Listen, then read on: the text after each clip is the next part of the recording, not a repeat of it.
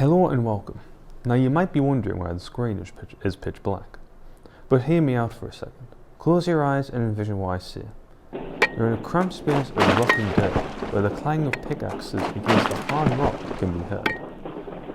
And the creaking of the supports above you separating you from the land above. You go and reach for your lamp to turn on. You can open your eyes now if you haven't already. Or keep them open if you haven't closed them in the first place. Anyways, that small experience I had you envision was only a fraction of what the miners had to experience down the mines. And in this documentary, we'll be going through the life of an ex-miner to see what his life down the mines was like, and before and after its closure, as we crack open the industry built on black gold.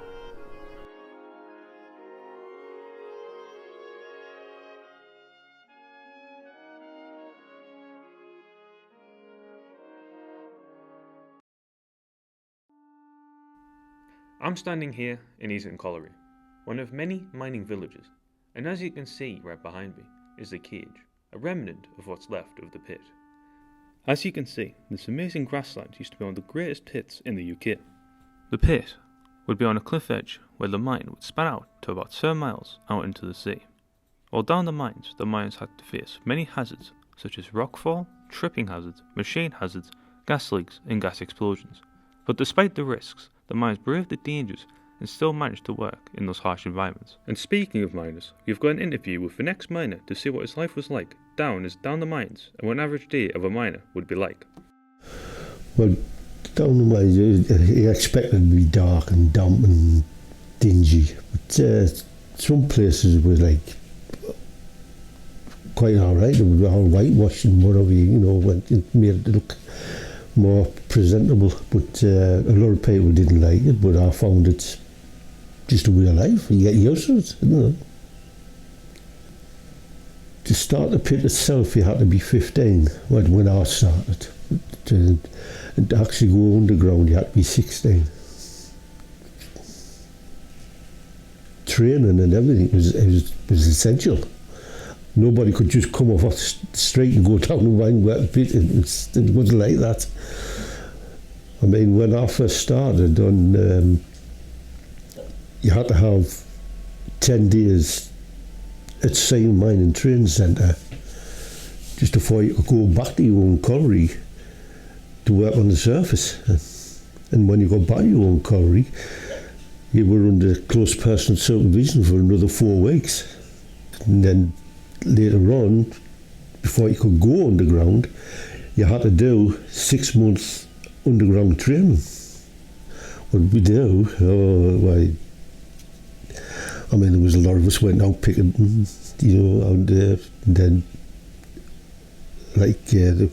we had to keep our family warm and everything, so the only thing we could do was go like down the beach, picking coal off the beach, or I'm saying we should have done it, but chopping trees down. Or trying to get, you have to keep the fires going, that's all. Trying to find whatever we can to burn.